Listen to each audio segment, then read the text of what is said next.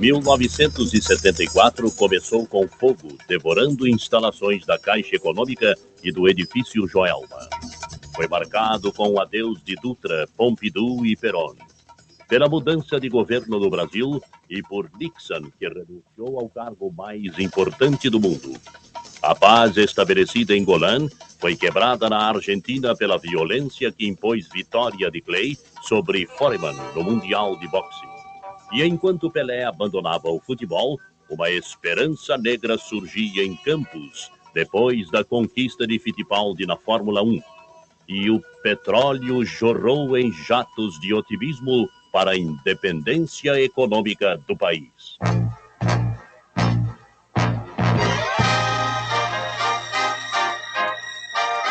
Num oferecimento da caderneta de poupança Delfim, as emissoras associadas de rádio apresentam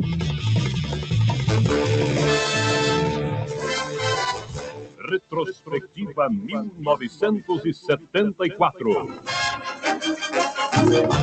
Um resumo dos principais fatos do ano que passou em música e informação. Produção do Departamento de Rádio Jornalismo da Super Rádio Tupi, Rio de Janeiro, Brasil.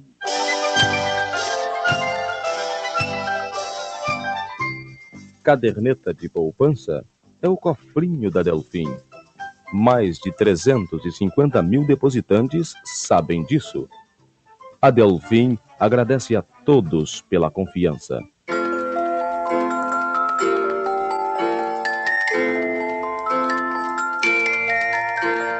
Em 74 começou com muitas mortes. Os crimes e o trânsito mataram 202 no Réveillon Carioca. O início do ano também foi marcado pela elevação dos preços dos cigarros, tarifas aéreas, fretes de carga, anuidades escolares, estacionamento, sal de cozinha, gasolina e pela queda de um avião Fokker 28 da companhia aérea italiana Itavia a 1 quilômetro do aeroporto de Turim. O primeiro bebê a nascer em 74 foi o menino Alexandre Luiz Alves da Rocha, tornando-se o precursor da última geração de legítimos cariocas. A forte crise de energia imposta pelo mundo árabe causou desemprego em massa na Inglaterra e nos Estados Unidos obrigou à instauração do limite de velocidade com o intuito de economizar gasolina. O final do boicote foi pedido diversas vezes pelo presidente do Egito, mas só veio a ser suspenso meses mais tarde, com a ameaça de ser imposto novamente caso os interesses árabes fossem prejudicados. Alguns países europeus fizeram acordos à parte.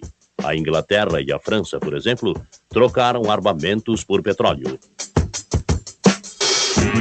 Em Londres, os trabalhadores das minas de carvão aproveitaram-se da crise para iniciar campanhas por melhores salários diante da supervalorização atingida pelo carvão com a falta de combustíveis. Nesse mês, morreu aos 77 anos o pintor mexicano Davi Álvaro Siqueiros, considerado o criador da escola muralista e o maior artista plástico da América Latina.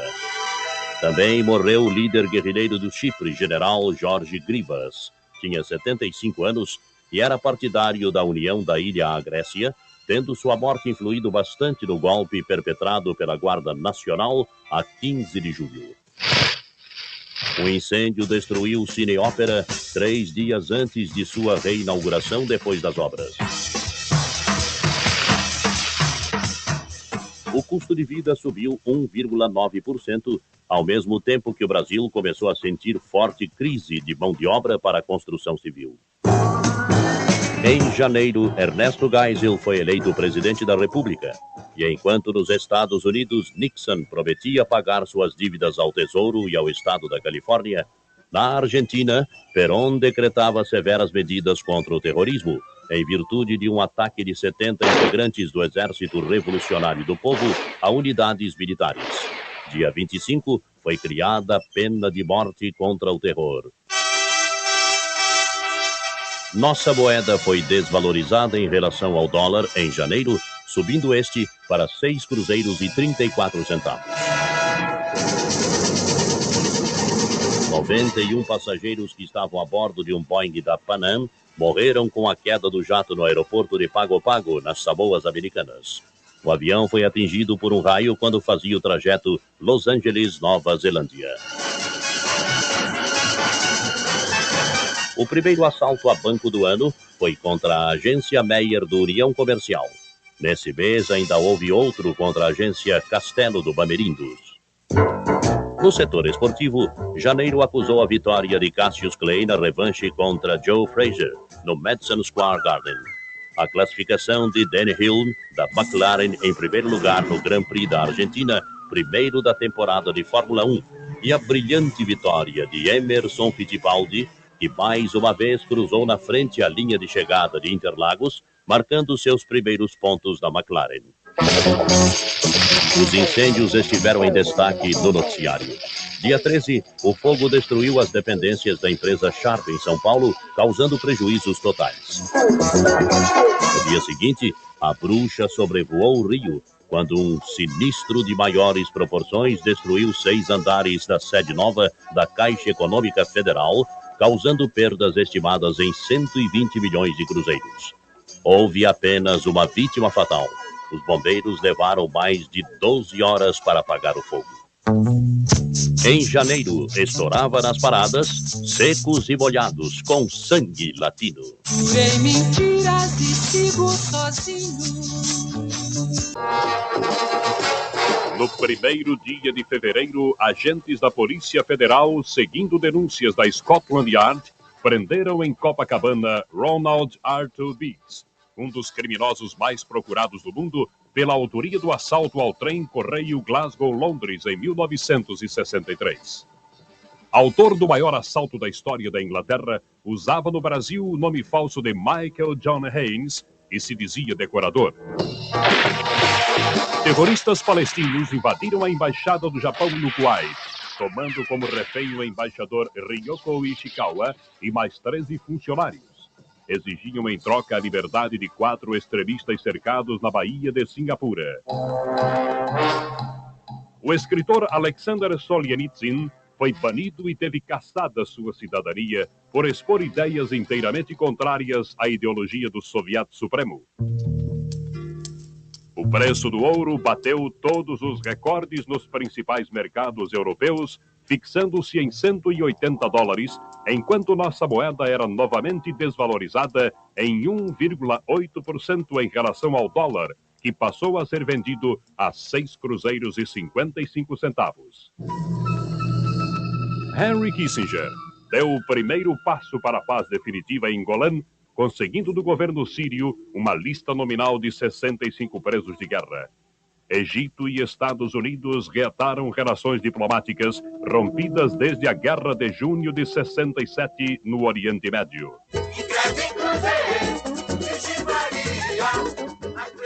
Com o rei de França na Ilha da Assombração, o Salgueiro venceu o Carnaval Carioca de 1974.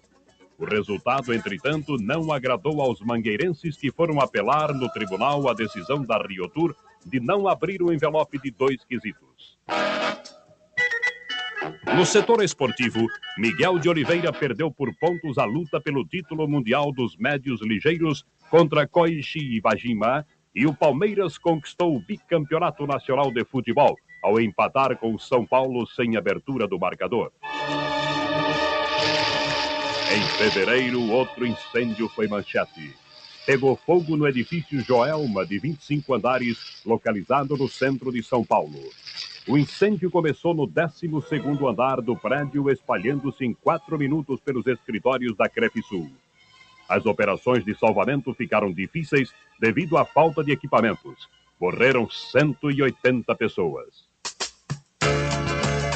Em fevereiro, Luiz Airão fez sucesso com Porta Aberta. Pela porta aberta de um coração descuidado. A queda de um DC-10 da Turkish Airlines nas proximidades de Paris constituiu-se na maior tragédia da história da aviação civil. 344 pessoas morreram depois que o jato levantou voo em Orly. Enquanto o povo inglês depositava suas esperanças no novo governo trabalhista britânico de Harold Wilson, dando fim à greve que originou a crise do carvão, a província argentina de Córdoba era sacudida por distúrbios políticos com violentos choques entre manifestantes peronistas de esquerda que apoiavam o governo deposto de Obregón Cañó e os carabineiros responsáveis pela deposição. Diante da situação, Perón decretou a intervenção federal, nomeando Duílio Brunello, que mais tarde o substituiu na liderança justicialista, interventor cordobês. Continuou a guerra de desgaste em Golã, e o agravamento da situação passou a preocupar diretamente o governo de Washington, que no dia 18 ficou livre do embargo de petróleo. O problema do Oriente Médio foi tema de debate de posições entre russos e americanos. Henry Kissinger e Leonid Brezhnev perderam longas horas de março tentando encontrar a solução ideal para o problema.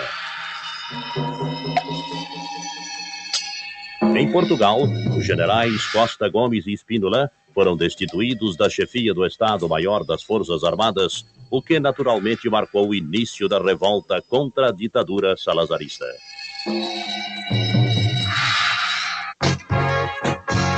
Na Inglaterra, a princesa Anne escapou de um atentado juntamente com seu marido Mark Phillips, perto do Palácio de St. James, onde os disparos de um débil mental feriram o guarda de segurança da família real.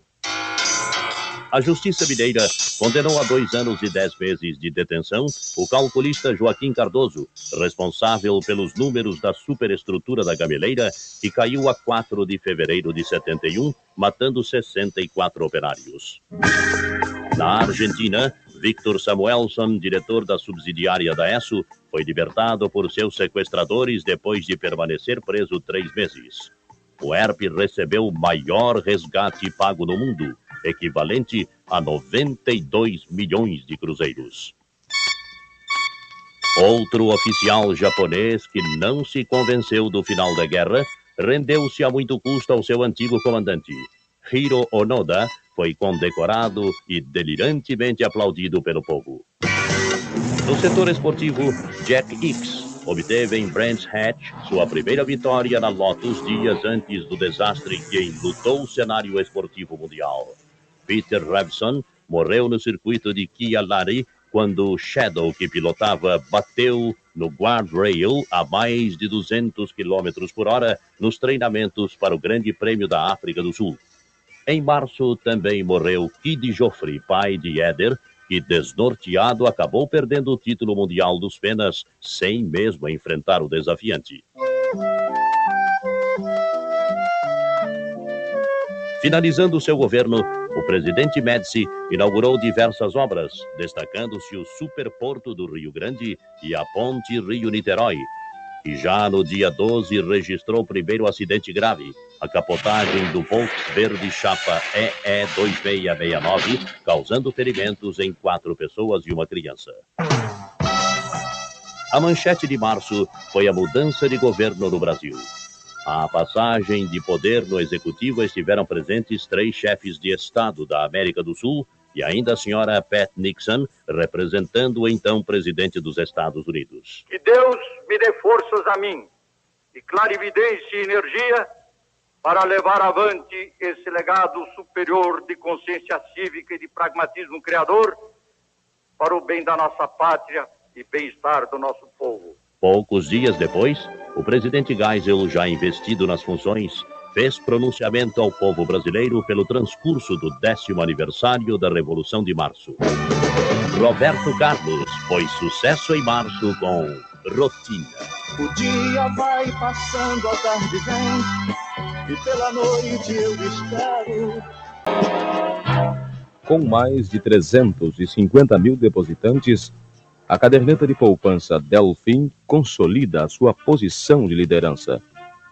Caderneta de poupança é o cofrinho da Delfim. A morte do presidente Georges Pompidou da França aos 62 anos marcou o início de abril, mês em que também morreu José Maria Alckmin, ex-vice-presidente do Brasil. enquanto no Nordeste brasileiro, as inundações prosseguiram em sua onda de tragédias, causando mais flagelados e deixando inúmeras famílias ao desabrigo. Com a renúncia do general Davi Elazar ao cargo de chefe do Estado-Maior do Exército, começou a crise do gabinete israelense. Elazar era acusado de desleixo das derrotas impostas pelos árabes nos primeiros combates da Guerra do Yom Kippur. Poucos dias depois, a primeira-ministra Golda Meir tomava idêntica atitude, não suportando as crises internas do Partido Trabalhista. Para seu posto foi eleito Yitzhak Rabin, ex-embaixador de Israel nos Estados Unidos, que nomeou Mordecai Gur para chefiar o Estado-Maior das Forças Armadas. Palestinos e judeus fizeram assaltos recíprocos em acampamentos fronteiriços em fortes represálias árabes aos territórios ocupados. O governo israelense determinou intenso bombardeio ao sul do Líbano, matando inúmeras pessoas. Mais um baiano passou para a história. Francisco Portela ficou milionário ao receber da loteria esportiva o prêmio de 14.700.000 cruzeiros, novo recorde mundial lotérico. Na Alemanha, Helmut Schmidt foi empossado na chancelaria ocidental em substituição a Willy Brandt, que renunciou pouco antes. O ex-chefe do governo era acusado de displicência por não ter percebido a ação de espiões da Alemanha comunista no país, inclusive de seu principal assessor, Günther Guillaume. O governo federal interveio no grupo Alice para preservar os bens dos investidores brasileiros. Sanadas as irregularidades, o BEG adquiriu as empresas do grupo, passando a ser a quinta entidade financeira do país. No setor esportivo, o Brasil realizava aprontos para a Copa do Mundo na Alemanha e empatou no Maracanã com a Grécia, jogo sem gols e que não agradou ao torcedor.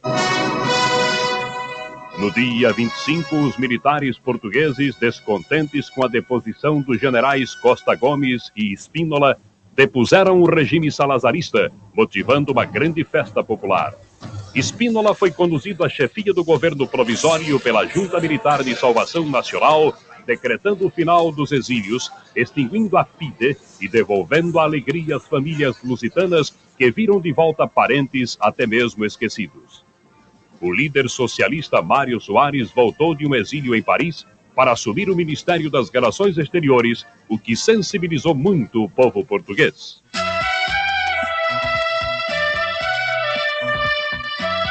Eu Quero Apenas Carinho, com José Augusto, foi o sucesso do mês de abril. Não tenho o direito de amar.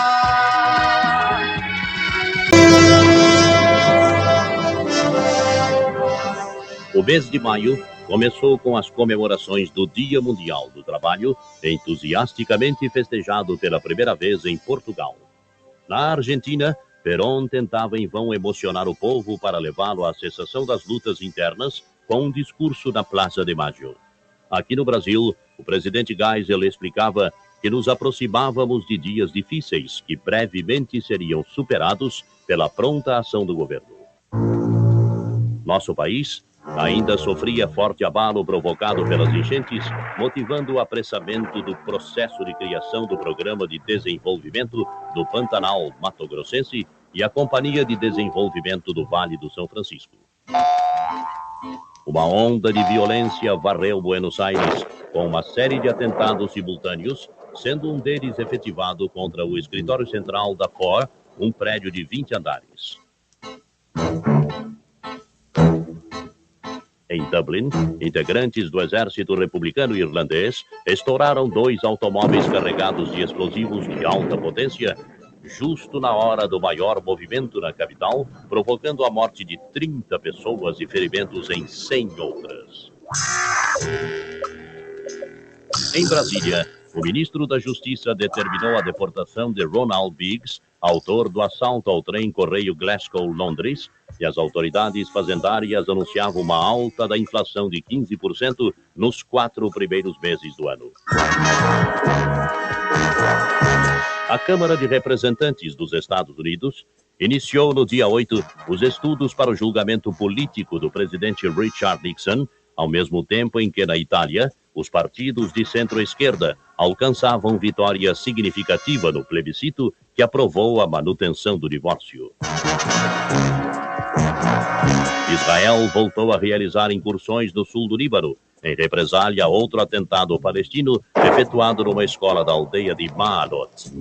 Dias mais tarde, o premier Yitzhak Rabin anunciou a formação do novo gabinete, eliminando 4 personalidades destacadas, como a senhora Golda Meir, Moshe Dayan, Abba Eban e Pinhas Shapir. Dia 17, os presidentes Geisel e Stroessner formalizaram a constituição da Companhia Hidrelétrica de Itaipu, delineando o início do funcionamento da usina para 1982. Na França, Valéry Giscard d'Estaing venceu as eleições presidenciais com pequena diferença de votos, prometendo mudanças e a abertura de uma nova era no país. 2 dias depois, a fatalidade abriu 2 grandes lacunas. A primeira, no plano internacional, enlutou o cenário artístico já acostumado com a figura de Duke Ellington no meio do jazz norte-americano. Duke morreu aos 75 anos no Hospital Presbiteriano de Nova York. A segunda desfalcou as fileiras do Exército e o gabinete do presidente Geisel. Vicente de Paulo Deide Coutinho morreu aos 73 anos, pouco depois de assumir o Ministério do Exército, mais tarde ocupado pelo general Silvio Frota. Dia 27, Giscard d'Estaing assumiu a presidência da França, indicando Jacques Chirac para assumir a primeira pasta. Na Irlanda, o primeiro-ministro Brian Faulkner renunciou ao cargo em virtude de uma crise de gabinete entre católicos e protestantes. No Rio, 2 acidentes de trens envolvendo pingentes ocasionaram a morte de 20 pessoas e ferimentos em várias outras. Ao mesmo tempo, em São Paulo, bandidos roubaram todos os depósitos do Banco da América do Sul. No setor esportivo, o Brasil venceu ao Paraguai, ainda em sua fase de treinos no Maracanã, e Emerson Fittipaldi passou a liderar o Mundial de Fórmula 1 ao ganhar o Grand Prix da Bélgica. Era aí que eu naturalmente pensaria passar o resto dos meus dias, já que não posso estar na minha terra. A chegada de Américo Tomás e Marcelo Caetano ao Brasil como exilados foi de fato uma notícia que mobilizou a opinião pública. Entretanto, a assinatura do acordo de separação de forças em Golã repercutiu em todo o mundo como um voto de otimismo para a paz. Por Israel, assinou o general Herl Shafir, enquanto Abdan Tayyara aceitava o contrato pela parte síria. Em maio, Vanusa foi sucesso com Manhãs de Setembro. Junho começou com a chegada ao México dos 71 asilados chilenos que estavam alojados na Embaixada Mexicana em Santiago.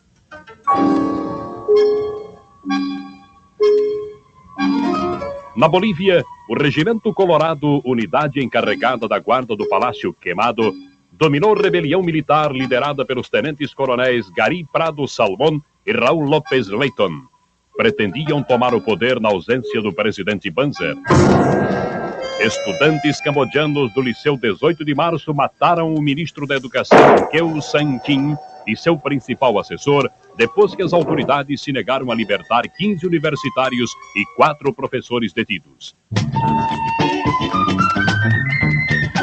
Neste mês, o presidente Geisel inaugurou o poço petrolífero de Caioba na plataforma continental sergipana e recebeu do senador Paulo Torres para apreciação o projeto da fusão da Guanabara com o Estado do Rio, já aprovado pelo Congresso. Portugal e União Soviética decidiram reatar relações diplomáticas. O mesmo fizeram Estados Unidos e Síria durante visita do presidente Nixon, primeira de um chefe de Estado norte-americano àquele país. Aproveitando a viagem, Nixon foi também ao Egito e Israel, fazendo escala na Ilha dos Açores para manter rápido diálogo com o presidente português Antônio de Spínola. 6 tanques de gasolina da refinaria de Mataripe, onde estavam armazenados 600 mil litros de combustível, explodiram ao mesmo tempo. Os prejuízos foram simplesmente materiais. Em consequência de muitas divergências políticas entre socialistas e democratas cristãos, o primeiro-ministro italiano Mariano Rumor renunciou, caracterizando mais uma crise na coalizão de centro-esquerda. Combatendo o esquerdismo, Perón recebeu grande apoio da massa popular argentina que superlotou a Plaza de Maio depois de ameaçar renunciar, caso não recebesse real apoio do povo. Como resposta, o ERP sequestrou poucos dias mais tarde o gerente da Mercedes-Benz, Herbert Pils, no subúrbio de Buenos Aires, soltando-o no mês seguinte. Na Inglaterra, 11 pessoas ficaram gravemente feridas em consequência de um ato de terror do IRA. Extremistas explodiram uma bomba no Palácio de Westminster. Dia 18, o coração matou aos 77 anos um dos maiores marechais da Segunda Guerra Mundial, Georgy Zhukov, comandante da frente soviética, responsável pela tomada de Berlim, era admirado por todos, inclusive pelo próprio general Eisenhower, que o elogiou diversas vezes. Israel voltou a bombardear aldeias do sul do Líbano, visando a destruição de bases militares palestinas. Um desses ataques foi em represália à ação registrada na localidade de Nahariya, onde morreram 7 judeus. O estado de saúde de Perón tornou-se gravíssimo, causando expectativas sombrias junto às frentes partidárias que passaram a temer a morte do líder justicialista. Em Atlanta, a mãe do reverendo Martin Luther foi morta no mesmo templo batista, onde seu filho iniciou a campanha contra a violência na luta pelos direitos civis dos negros. No setor policial, o dia 14 ficou marcado por um acidente lamentável. 11 pessoas morreram e 13 ficaram feridas depois que um ônibus da aviação São Silvestre da linha Glória Leblon despencou do viaduto Pedro Álvares Cabral. O destaque esportivo do mês de junho foi a eleição de João Avelange, presidente da FIFA, e a abertura da Copa do Mundo, com o jogo Brasil e Iugoslávia que terminou empatado. Os brasileiros também empataram com a Escócia e, ganhando do Zaire por 3-0, conseguiram a classificação para as finais. Pelo Campeonato Mundial de Fórmula 1, Niki Lauda venceu o Grand Prix da Holanda no circuito de Zandvoort. Emerson Fittipaldi chegou em terceiro. A morte do Marechal Eurico Gaspar Dutra no dia 10 constituiu-se na principal manchete do mês de junho. Ex-presidente do Brasil, Dutra foi um dos principais responsáveis pela Revolução de 31 de março de 64 e pela extinção dos jogos de azar do país. Morreu aos 89 anos, vítima de colapso cardíaco, depois de passar 2 semanas internado na clínica Sorocaba. Odair José estourou com A Noite Mais Linda do Mundo nas paradas em junho. Vamos fazer dessa noite a noite mais linda do mundo.